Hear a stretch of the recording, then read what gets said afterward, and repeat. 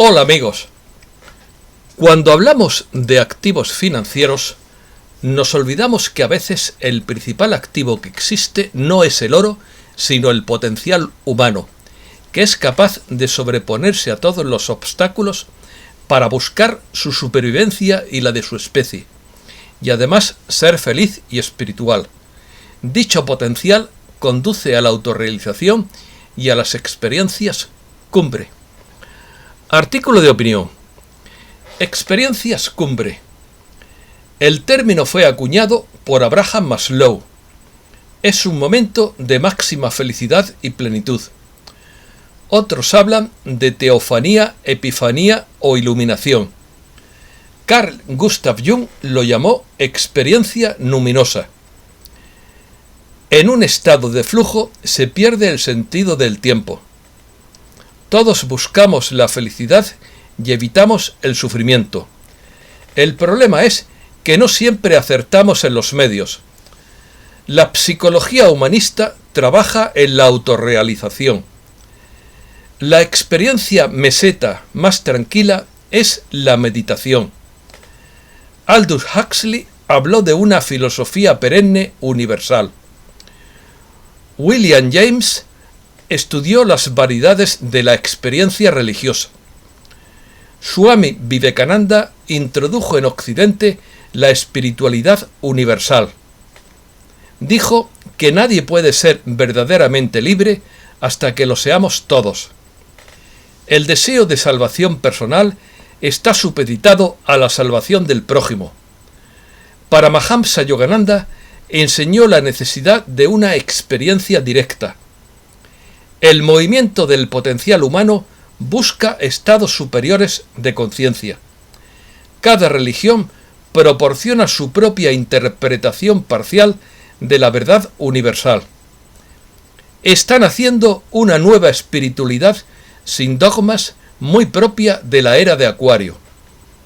Comenzamos.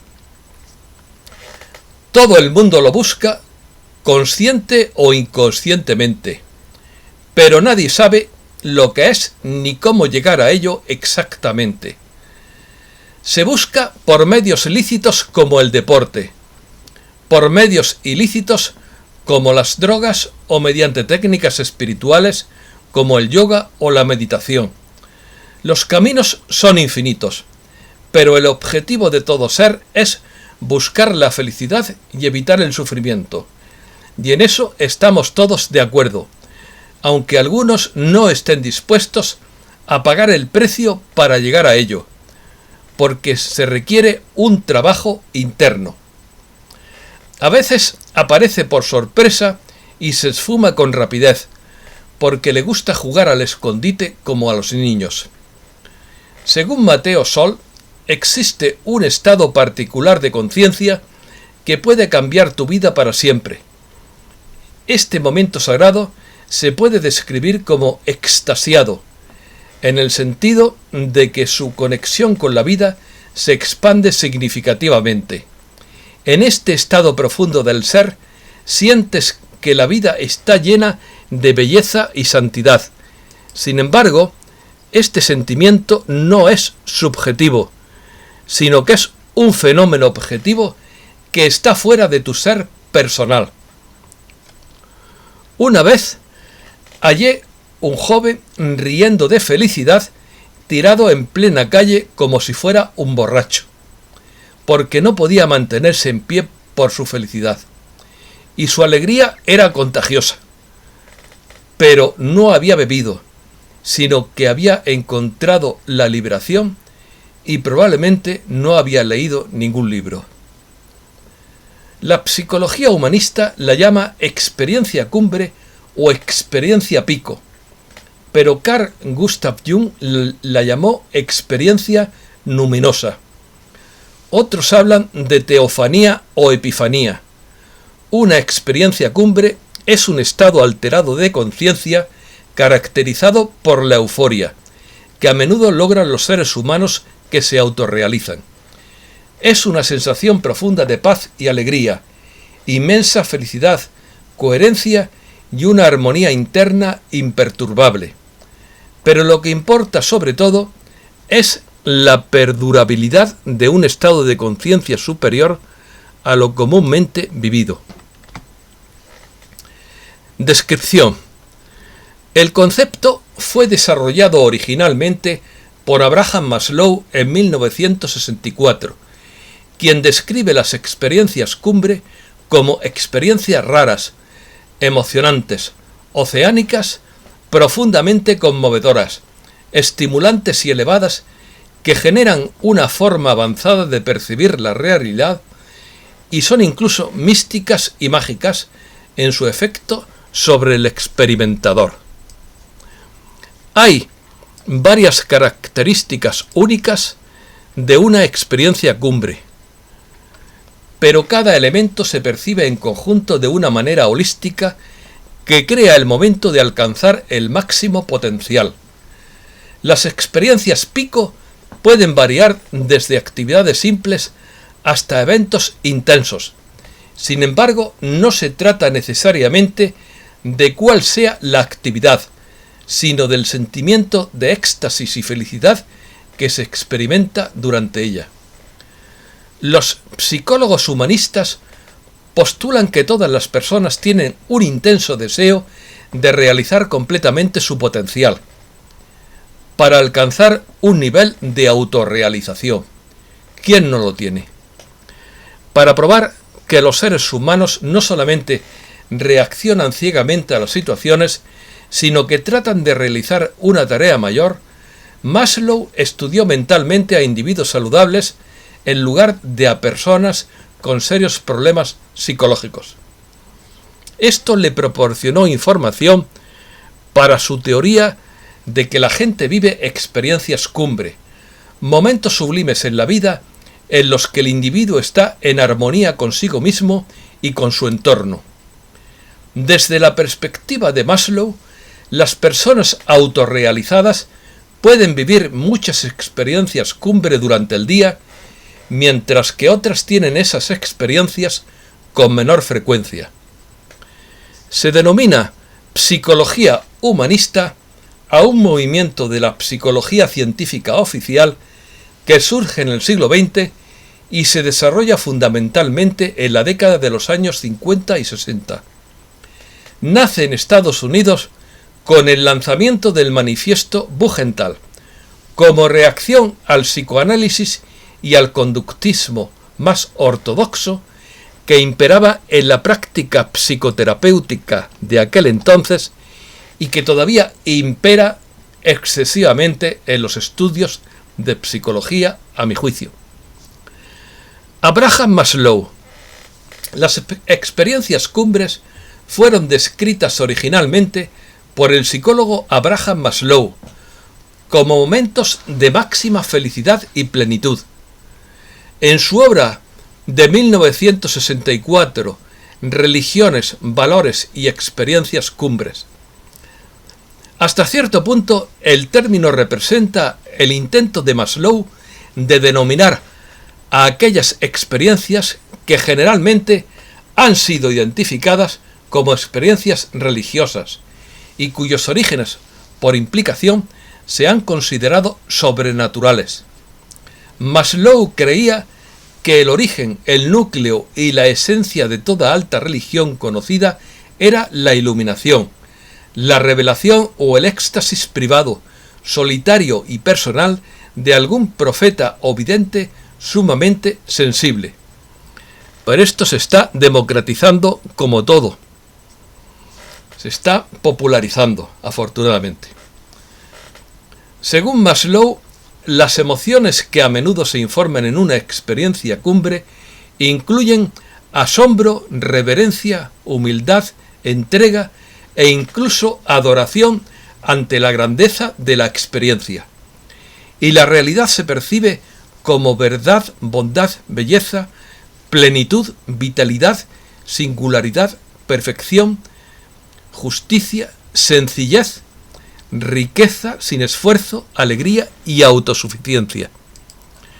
Estado de flujo. En psicología, un estado de flujo, que estoy corrigiendo una cosa.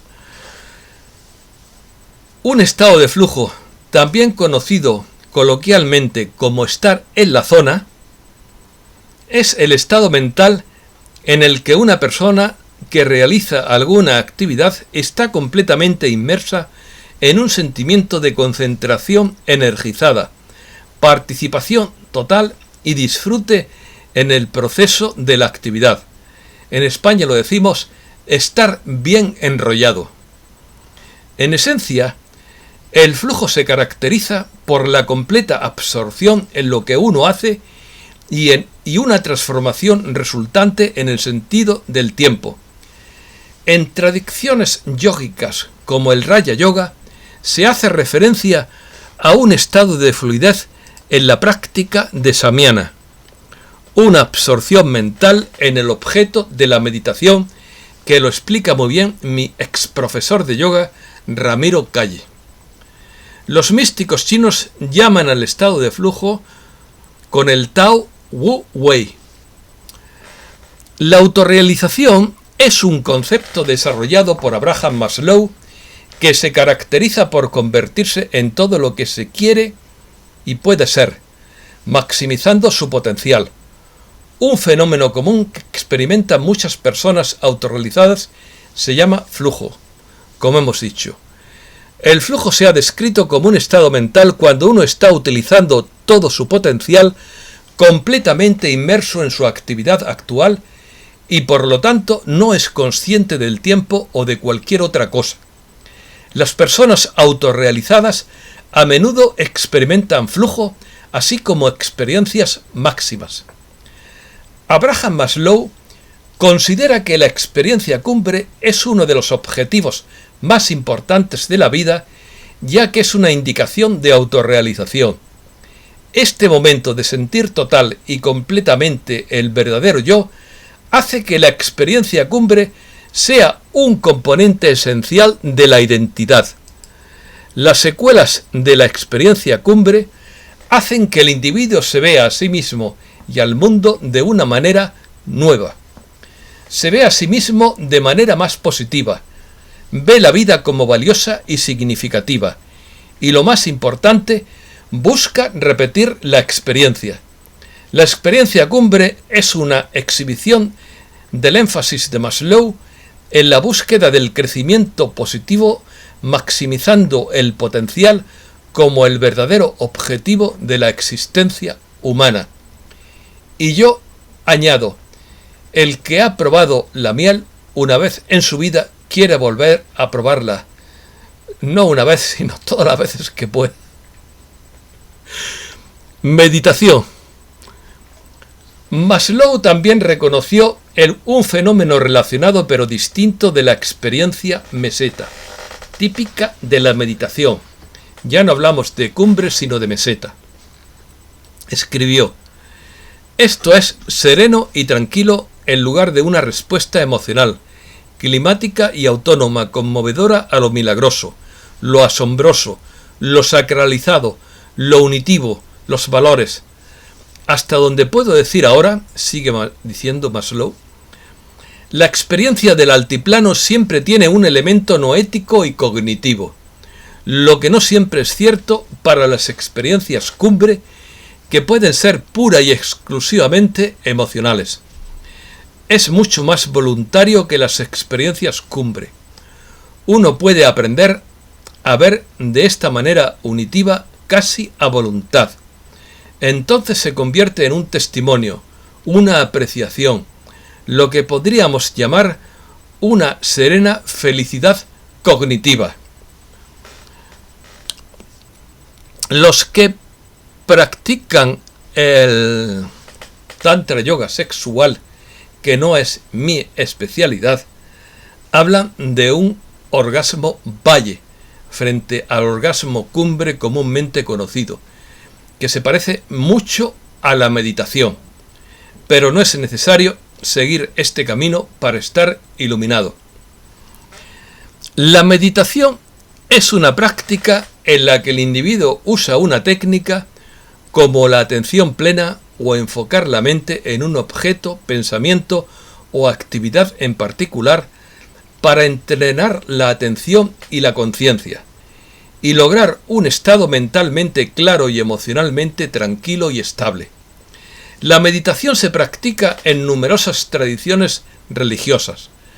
Los primeros registros de meditación se encuentran en los antiguos textos indios conocidos como los Vedas, y la meditación juega un papel muy destacado en el repertorio contemplativo del hinduismo y del budismo.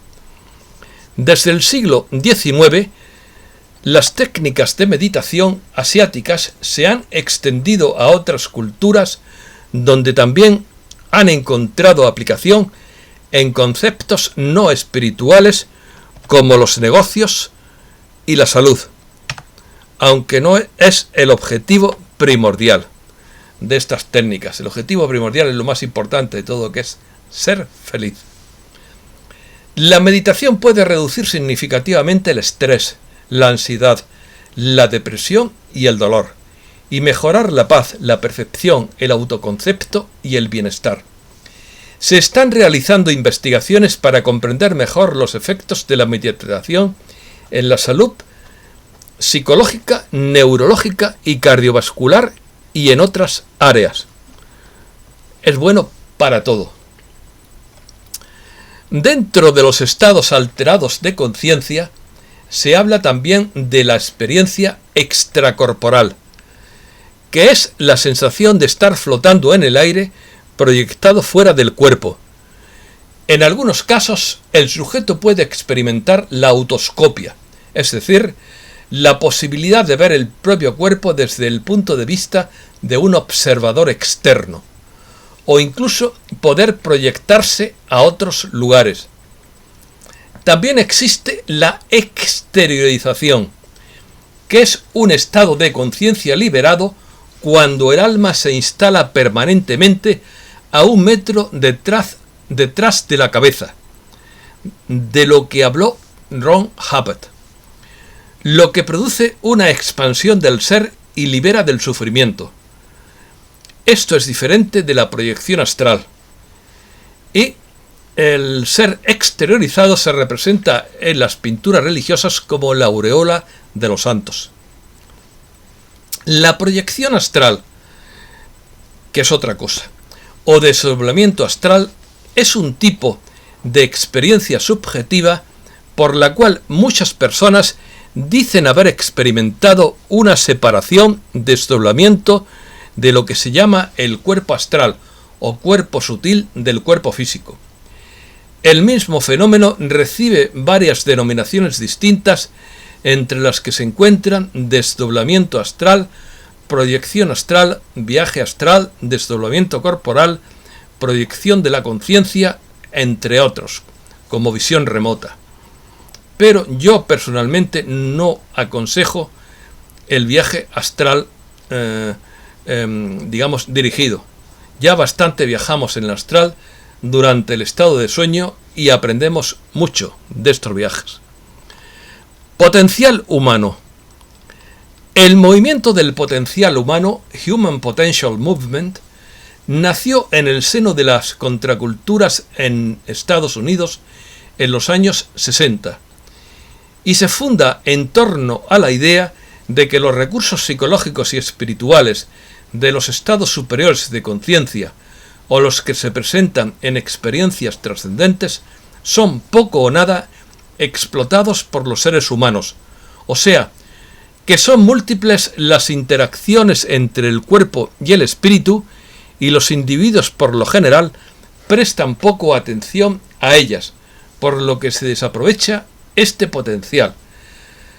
Por si no lo saben, yo me considero hijo cultural del movimiento del potencial humano y de las contraculturas. Entonces, y a través de este desarrollo, la vida individual se podría enriquecer notablemente al lograr que las personas sean más creativas y felices, al lograr ellas una mejor calidad de vida y al promoverse cambios sociales positivos en base al mejoramiento de las interrelaciones humanas. El término autorrealización se han utilizado en distintas teorías de la psicología con significados distintos. Lo introdujo originalmente Kurt Goldstein, para hacer alusión a la realización del potencial del propio individuo, la expresión de la propia creatividad, la búsqueda de la iluminación espiritual, la búsqueda del conocimiento y el deseo de darle a la sociedad son ejemplos de autorrealización. Desde el punto de vista de Goldstein, se trata del motivo principal del organismo, el único motivo real, la tendencia a realizarse a sí mismo tanto como sea posible es el impulso básico, el impulso de autorrealización, es la motivación verdadera. Y yo añado de motu propio que el ser autorrealizado es por naturaleza empático, generoso y solidario con los demás y trata de liberar a los demás lo mejor que puede, igual que se ha liberado él mismo. No concibo el egoísmo espiritual, porque esto sería ya entrar en el camino de la mano izquierda o de la magia negra.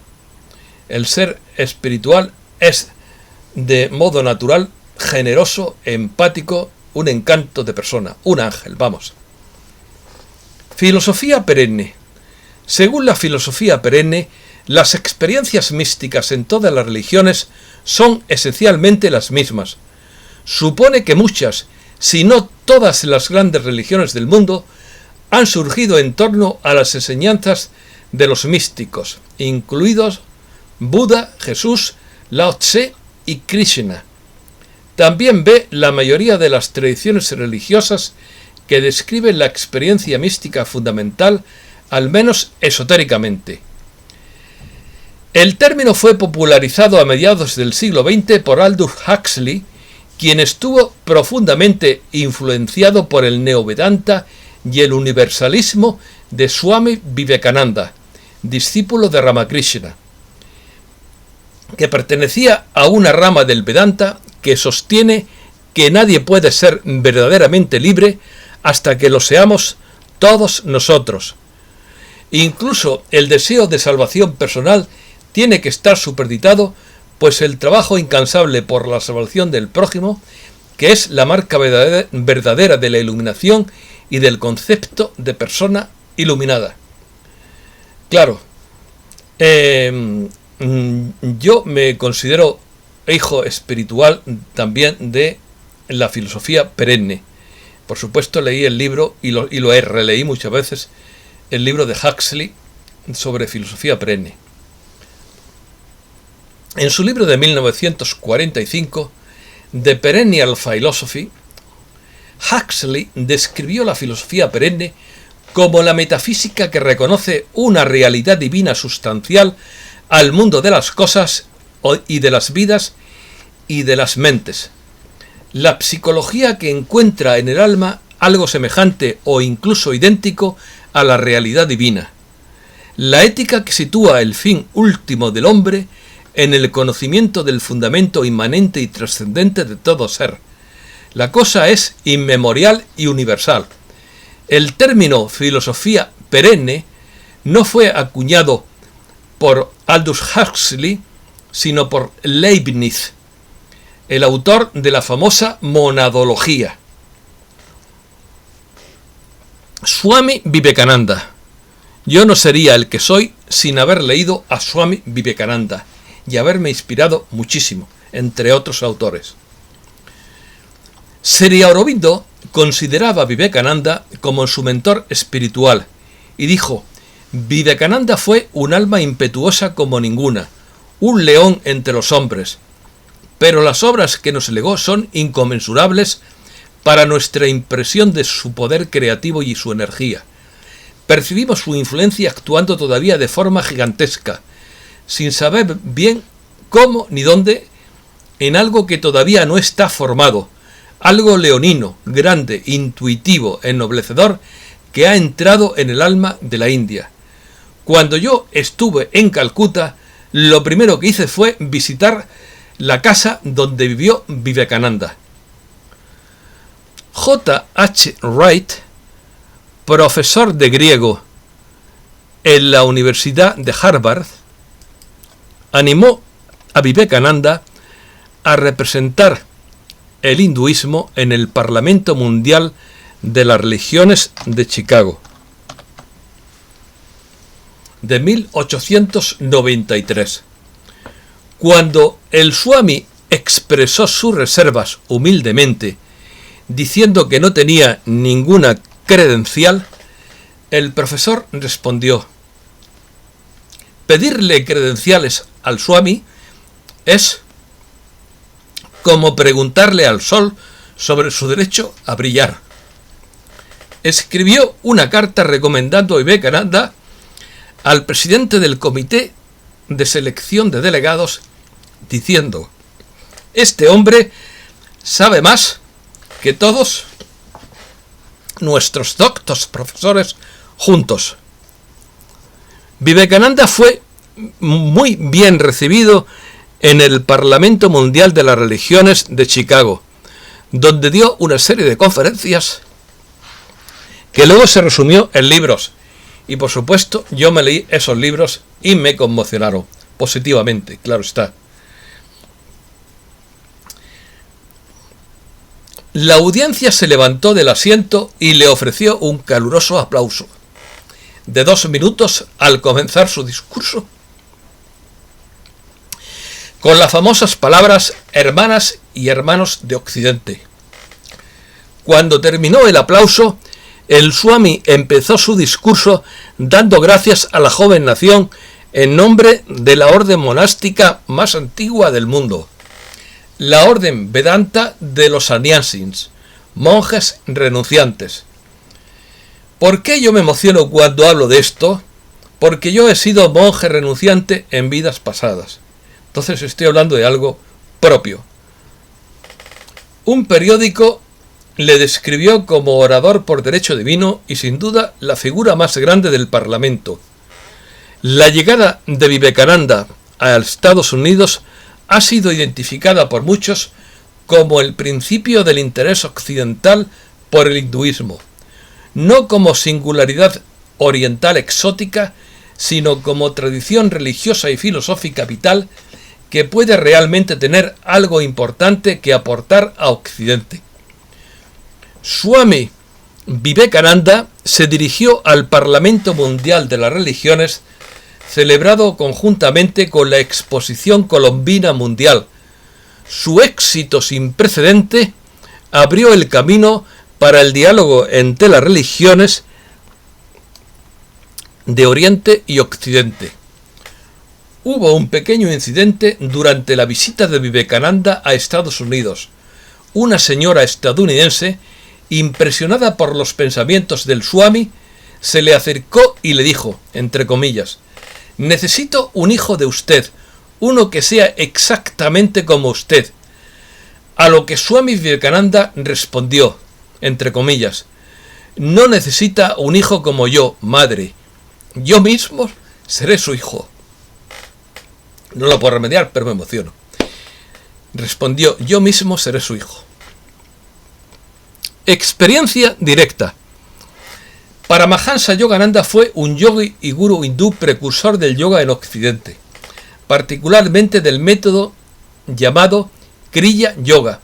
Ahora no hablamos de Vivekananda, sino del Paramahansa Yogananda. Paramahansa significa gran cisne, en sánscrito, claro está. Introdujo a muchas personas en las enseñanzas de la meditación y muchos conocieron por primera vez la filosofía oriental en su famoso libro Autobiografía de un yogi, que es, a mi juicio, una obra maestra. Yogananda enseñaba a sus discípulos la necesidad de la experiencia directa de la verdad en oposición a la fe ciega. Decía que la verdadera base de la religión no es la fe, sino la experiencia intuitiva. La intuición es la capacidad del alma de conocer a Dios para saber lo que es realmente. La religión hay que conocer a Dios. No es cuestión de creencia, sino de experiencia. Por eso no hablaba de creer, sino de sentir y respirar a Dios, y de experimentar cómo su energía asciende a través de la columna vertebral hasta iluminar el último chakra, que es la aureola de los santos. Recibiendo las enseñanzas tradicionales hindúes, enseñaba que el universo entero es una película de Dios y que los individuos son simplemente actores en este drama divino, cambiando de papel en cada reencarnación. Enseñó que el sufrimiento profundo de la humanidad viene de identificarse demasiado con el cuerpo y el lugar de nacimiento actual en vez de identificarse con el productor de la película, el creador. La autorrealización es el conocimiento integral y experimental que el cuerpo, la mente y el alma poseen la capacidad de experimentar la unión con el absoluto, pues la omnipresencia divina está también en nuestro interior en forma latente, y lo único que necesitamos es mejorar nuestro conocimiento. Yogananda aprendió el Kriya Yoga a través de su linaje de maestros, Sri Yukteswar, quien fue discípulo de Lahiri Mahasaya, quien a su vez fue discípulo de Mahavatar Babaji, por quien yo siento mucha devoción. Babaji es para mí algo muy especial. No puedo remediarlo. Yo siento cada vez que veo la imagen de Babaji, me emociono profundamente. Fue un gran yogi cuya cueva todavía se puede visitar cerca de Rishikesh. Condiciones.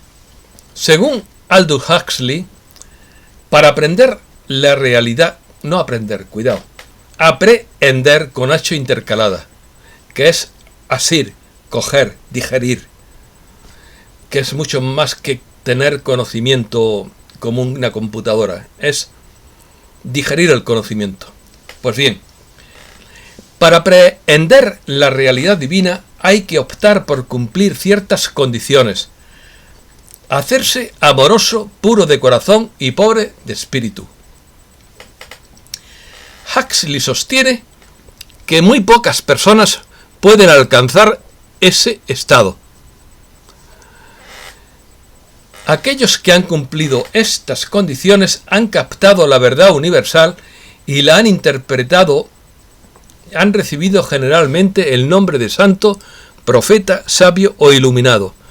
Afortunadamente, cada vez más personas pueden aprehender dicho estado de conciencia gracias a las energías divinas que están entrando en la Tierra y gracias a la comprensión de la humanidad que está aumentando frente a la ignorancia estúpida, que solamente conduce al sufrimiento. Huxley argumenta que aquellos que han modificado su modo de ser meramente humano y han sido capaces de comprender más que el tipo y la cantidad de conocimiento meramente humanos, también han alcanzado ese estado iluminado. Los rudimentos de la filosofía perenne pueden encontrarse entre la sabiduría tradicional de los pueblos primitivos en todas las regiones del mundo y en sus formas plenamente desarrolladas tiene un lugar en cada una de las religiones superiores. Tengan cuidado que hay un método para cortar toda su conexión espiritual, que lo están aplicando ahora. Tengan cuidado con él. No puedo hablar de él por razones obvias, pero todos ustedes saben a qué me refiero. William James popularizó el uso del término experiencia religiosa en su obra Las variedades de la experiencia religiosa, The Varieties of Religious Experience. Escritores como W.T. Stace, Houston Smith y Robert Forman sostienen que existen similitudes básicas en la experiencia mística en todas las religiones, culturas y épocas. Principios básicos. La filosofía perenne se expresa de la manera más sucinta en la fórmula sánscrita Tat Tvam Asi, que significa tú eres eso o eso eres tú, y que se parece a la fórmula maya Idla Kech, que significa yo soy otro tú. El Atman, o el ser inmanente, es uno con Brahman el principio absoluto de la existencia. Y el último fin de todo ser humano es descubrir el hecho por sí mismo, descubrir quién es realmente. En el ensayo de 1944 de Huxley, en Vedanta and the West, Vedanta y Occidente, describe la hipótesis de trabajo mínima, el esquema básico de la filosofía perenne que se encuentra en todas las ramas místicas de las religiones del mundo. 5 principios. Primero, que hay una deidad o fundamento que es el principio no manifestado de toda manifestación. Segundo, que el fundamento es trascendente e inmanente. Tercero, que es posible que los seres humanos amen, conozcan y virtualmente se identifiquen realmente con el fundamento. Cuarto, que lograr este conocimiento unitivo, realizar esta identidad suprema, es el fin y propósito final de la existencia humana. Quinto, que existe una ley o dharma que se debe seguir, un Tao o camino que se debe cumplir, si todos los seres humanos han de alcanzar su objetivo final. Pluralismo religioso. El pluralismo religioso sostiene, con el que yo me identifico, por supuesto, porque aquí no estoy hablando de algo ajeno, estoy hablando de lo que yo creo. Sostiene que las distintas religiones del mundo están limitadas por sus contextos históricos, culturales distintos, y que por lo tanto no existe una religión única y verdadera. Solo hay muchas religiones igualmente válidas o inválidas, según se mire. Cada religión es el resultado directo del intento de la humanidad por captar y comprender la incomprensible realidad divina que supera a todas las religiones. Por lo tanto, cada religión tiene una percepción auténtica, pero en última instancia inadecuada de la realidad divina, produciendo una comprensión parcial de la verdad universal que requiere la síntesis para lograr una comprensión completa, así como un camino personal hacia la iluminación espiritual. Esta síntesis, la búsqueda de esta síntesis, ha sido el norte de mi vida. Aunque la filosofía perenne también sostiene que no existe una religión verdadera, afirma que la realidad divina es la que permite comprender la verdad universal. Cada religión proporciona su propia interpretación de la verdad universal basada en su contexto histórico y cultural, proporcionando potencialmente todo lo necesario para observar la realidad divina y alcanzar un estado en el que se pueda confirmar la verdad universal y lograr la salvación o la iluminación espiritual. La nueva filosofía espiritual de la era de Acuario pretende crear una espiritualidad sin fronteras ni dogmas limitantes, que sea inclusiva y pluralista, no confundir con el movimiento de la nueva era. Dicha nueva espiritualidad o nueva filosofía sostiene una visión holística del mundo, destacando que la mente, el cuerpo y el espíritu están interrelacionados y que no hay una forma de monismo y unidad en todo el universo. Intenta crear una visión del mundo que incluye tanto la ciencia como la espiritualidad y abarca una serie de formas de la ciencia dominante, así como otras formas de ciencia que se consideran actualmente marginales, pero que serán muy importantes en el futuro de la humanidad. Todas las grandes civilizaciones de esta galaxia y del universo no tienen separación entre ciencia y espiritualidad, sino que ambas son una y la misma cosa. Esta separación es fruto de la ignorancia y da origen a todo tipo de supersticiones. Muchísimas gracias.